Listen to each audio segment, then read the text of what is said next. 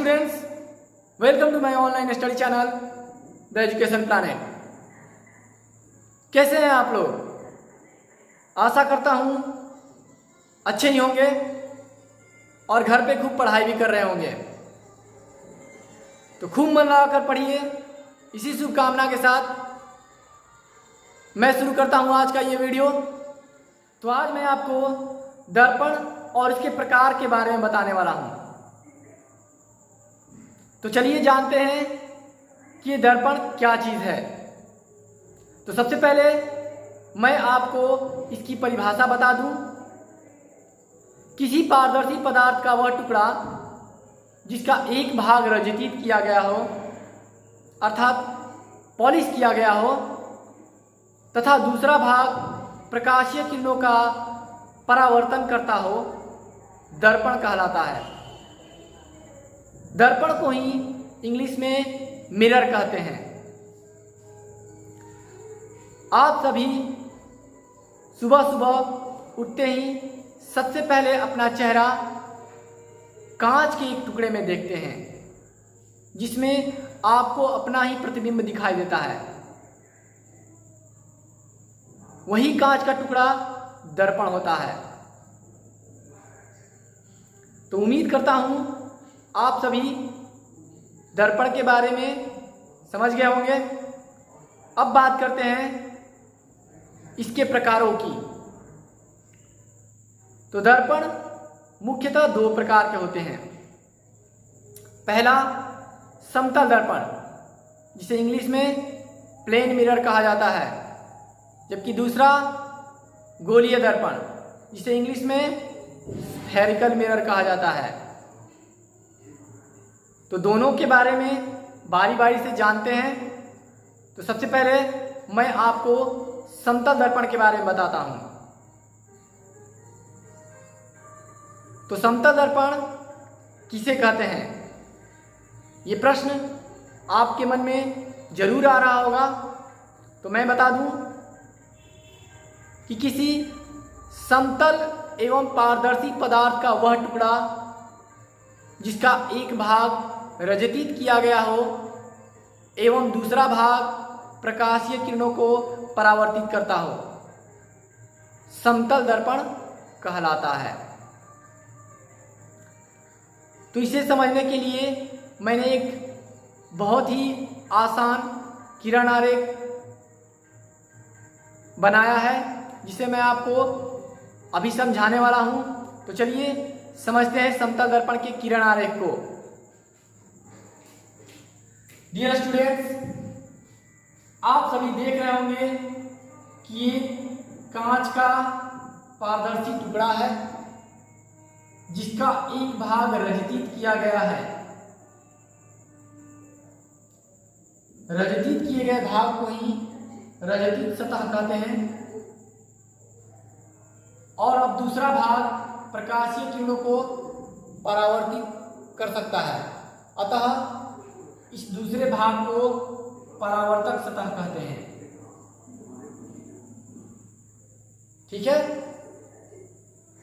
तो अब जान लेते हैं कुछ और महत्वपूर्ण बातें जो कि समतल दर्पण के बारे में हैं। तो सबसे पहले समतल दर्पण की कुछ मुख्य विशेषताओं में पहले नंबर पर आता है कि समतल दर्पण किसी वस्तु का सदैव सीधा प्रतिबिंब बनाता है। आप लोग जब भी अपना चेहरा अपने घर में लगे आईने में देखते होंगे तो आपको हमेशा सीधा ही नजर आता होगा। ठीक है। तो अब बात करते हैं इसकी दूसरी विशेषता की। समतल दर्पण की दूसरी विशेषता यह है कि इसमें बना प्रतिबिंब पार्श्विक रूप से उल्टा होता है। अब ये पार्श्विक रूप से उल्टा क्या होता है, तो चलिए मैं आपको समझाता हूं। दर्पण के सामने खड़े होकर जब कभी भी आप अपने बाएं हाथ को उठाते होंगे तो आपका दाहिना हाथ दर्पण में दिखाई देता होगा, और जब कभी दाहिना हाथ उठाते होंगे तो आपका बायां हाथ दर्पण में दिखाई देता होगा। इसी चीज को विज्ञान की भाषा में पार्श्विक रूप से उल्टा अर्थात लैटरल इन्वर्स कहा जाता है। अब आप लोग समझ गए होंगे कि पार्श्विक रूप से उल्टा का अर्थ क्या होता है। तो चलिए अब आगे बढ़ते हुए तीसरी विशेषता के बारे में जानते हैं कि समतल दर्पण में हमेशा काल्पनिक अथवा आभासी प्रतिबिंब ही बनता है, अर्थात समतल दर्पण में वास्तविक प्रतिबिंब नहीं बन सकता है। ठीक है। अब इसकी चौथी विशेषता यह है कि समतल दर्पण में बने प्रतिबिंब का आकार सदैव वस्तु के आकार के ही बराबर होता है, तथा पांचवी विशेषता यह है कि समतल दर्पण के सामने वस्तु जितनी दूर रखी जाए दर्पण में प्रतिबिंब उतनी दूर पर ही दिखाई देती है। तो ये है समतल दर्पण की कुछ विशेषताएं। इन विशेषताओं को जान लेने के बाद अब आप आसानी से समतल दर्पण की पहचान कर सकते हैं। ठीक है।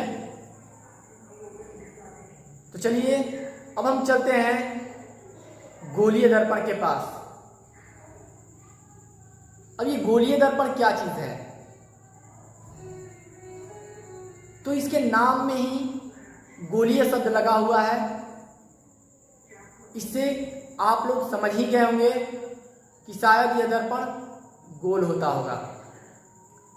चलिए गोल तो नहीं होता है, परंतु यह गोले से ही बना होता है। तो अब मैं बता दूं आपको इस गोलीय दर्पण के बारे में, ताकि आपकी जिज्ञासा शांत हो सके। तो सबसे पहले मैं इसकी परिभाषा दे देता हूं कि वह दर्पण जिसकी परावर्तक सतह किसी खोखले, पारदर्शी एवं कांच के गोले का भाग होता है, उसे गोलीय दर्पण कहा जाता है। इसे भलीभांति समझाने के लिए इसके लिए भी मैंने एक छोटा सा किरण आरेख बना रखा है। तो चलिए मैं इसे समझा देता हूं आपको। मान लीजिए ये कांच का एक खोखला एवं पारदर्शी गोला है। इस कांच के गोले के एक टुकड़े को मैंने ले लिया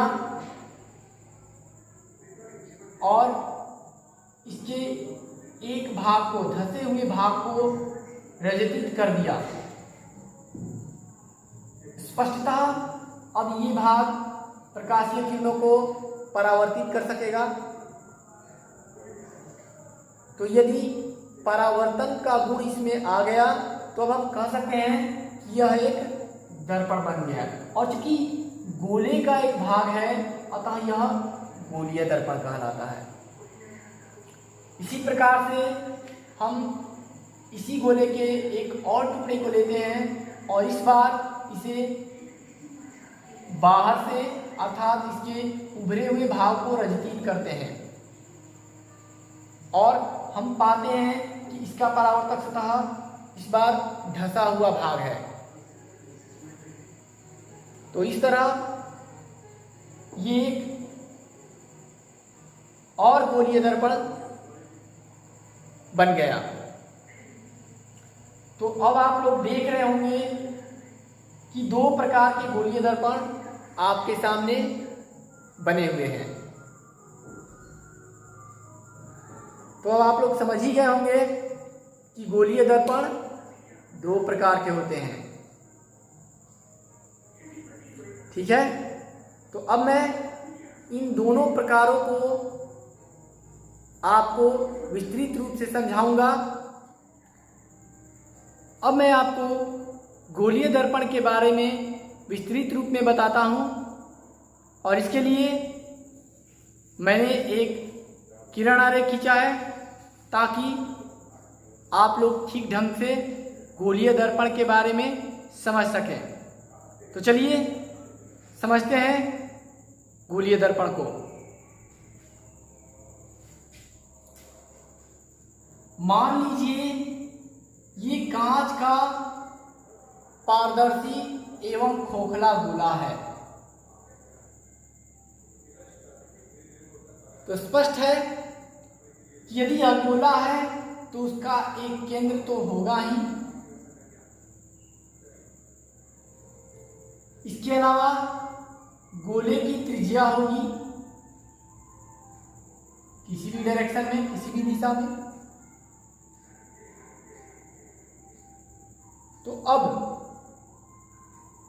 अब मैं इस कांच के गोले के एक टुकड़े को लेता हूं और उसके धंसे हुए भाग को रचित करता हूं, जैसा कि ये मैंने पहले ही कर दिया है।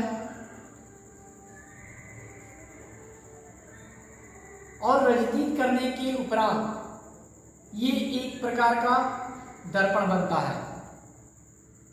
इसी प्रकार से मैंने दूसरी तरफ भी ऐसा ही करके दिखाया है। तो गोलीय दर्पण दो प्रकार के होते हैं, जैसा कि मैंने पहले ही इसका जिक्र कर दिया है। अब मैं आपको बताता हूं कि इस गोलीय दर्पण की दोनों प्रकारों के नाम क्या होते हैं।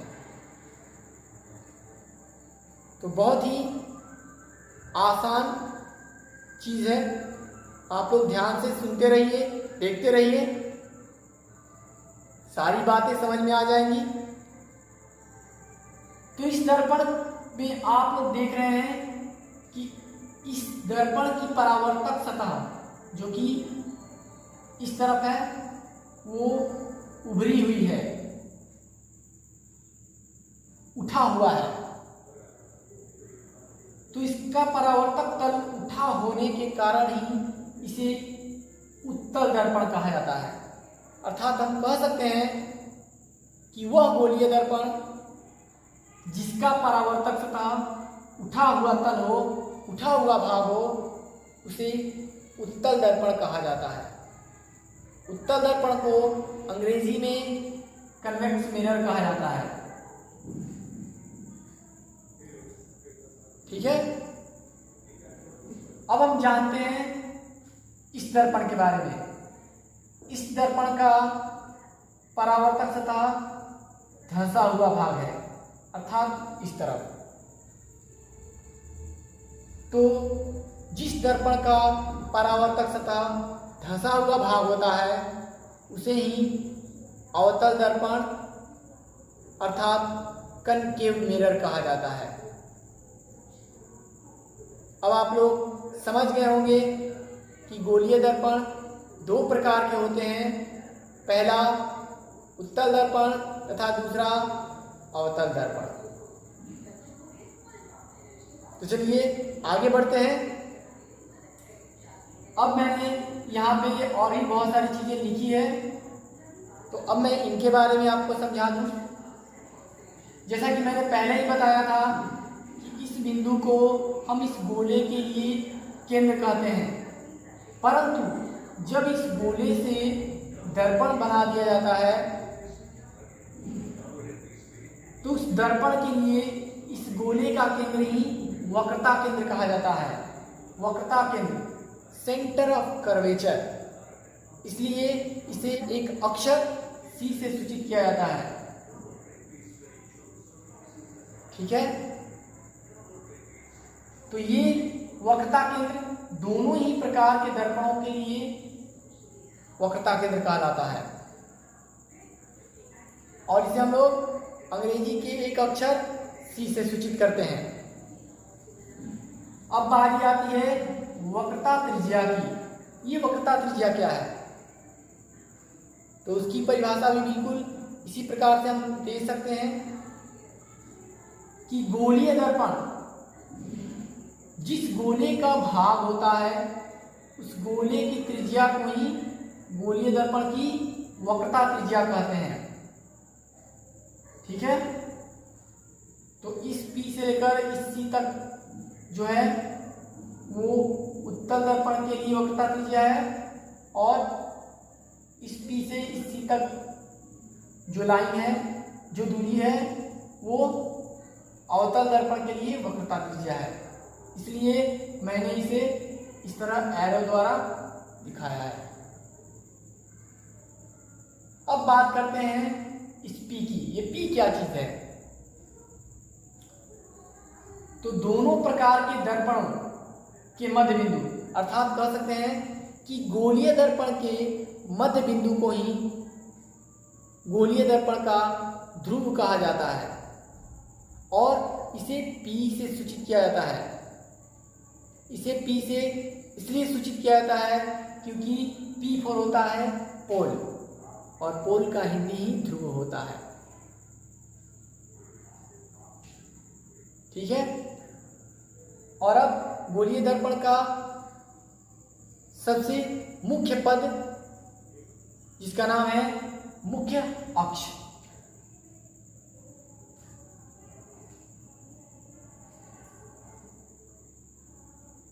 P से C तक को हम लोग वक्रता त्रिज्या कहते हैं, परंतु ये रेखा यदि थोड़ी आगे बढ़ा दी जाए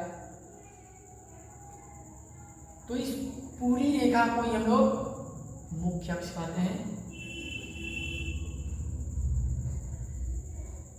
जैसा कि आप लोग देख रहे हैं, तो ये P से C तक की जो रेखा है वो उत्तल दर्पण के लिए मुख्य अक्ष है, और इस P से C तक की जो रेखा है वो इस अवतल दर्पण के लिए मुख्य अक्ष है। ठीक है, तो एक बार फिर से मैं आपको इन सभी की परिभाषा बता देता हूं कि गोलीय दर्पण जिस गोले का भाग होता है उसके केंद्र को ही वक्रता केंद्र कहा जाता है, और इसे C से सूचित किया जाता है। इसी प्रकार गोलीय दर्पण जिस गोले का भाग होता है उसकी त्रिज्या को दर्पण के लिए वक्रता त्रिज्या कहा जाता है, और इसे R से सूचित किया जाता है। तथा गोलीय दर्पण के मध्य बिंदुओं को दर्पण का ध्रुव कहते हैं। और अब बारी है मुख्य अक्ष की। तो वह सरल रेखा जो दर्पण के ध्रुव को वक्रता केंद्र से मिलाती है, दर्पण के लिए मुख्य अक्ष अथवा प्रधान अक्ष कहलाती है, जिसे अंग्रेजी में प्रिंसिपल एक्सिस कहा जाता है। और इसे सूचित करने के लिए कोई वर्ड, कोई शब्द, कोई अक्षर निर्धारित नहीं किया गया है, फिर भी हम लोग इसे प्रायः PC लिखकर सूचित करते हैं। ठीक है, तो आशा करता हूं कि अब आप लोग गोलीय दर्पण और साथ ही साथ उसके दोनों प्रकारों को समझ गए होंगे। तो गोलीय दर्पण के दोनों प्रकारों तथा दोनों प्रकारों में कुछ पदों को जान लेने के बाद अब मैं आपको गोलीय दर्पण के दो विशेष पदों के बारे में बताने वाला हूं, जिन्हें मुख्य फोकस एवं फोकस दूरी कहा जाता है। तो अब आपके मन में यह विचार आ रहा होगा कि अब ये मुख्य फोकस क्या है। तो सबसे पहले मैं मुख्य फोकस की परिभाषा दे दूं। किसी गोलीय दर्पण में मुख्य अक्ष के समानांतर आपतित किरण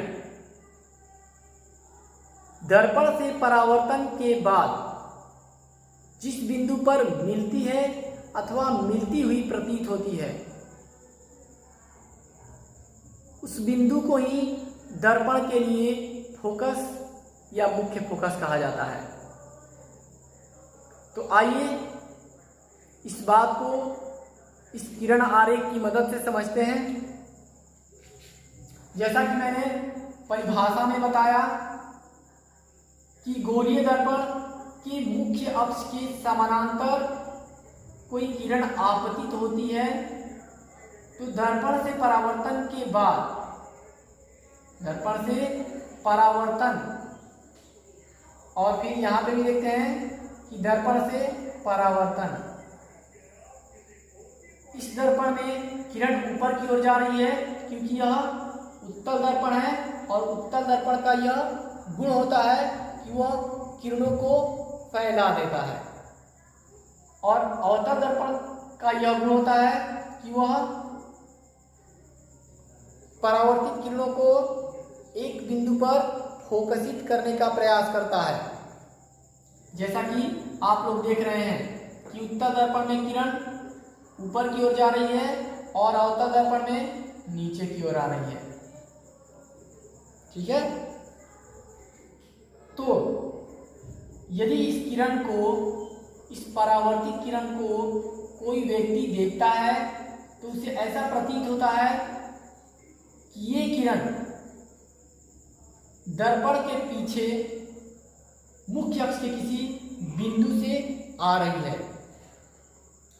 जैसा कि मैंने परिभाषा में बताया था कि दर्पण से परावर्तन के बाद मुख्य अक्ष के जिस बिंदु से आती हुई प्रतीत होती है अथवा आती है, तो उत्तल दर्पण में आती हुई प्रतीत होती है, जबकि अवतल दर्पण में किरणें मुख्य अक्ष के जिस बिंदु से आती हैं अथवा मिलती है, इस बिंदु को ही फोकस कहा जाता है और इसे F से सूचित किया जाता है, कैपिटल F से।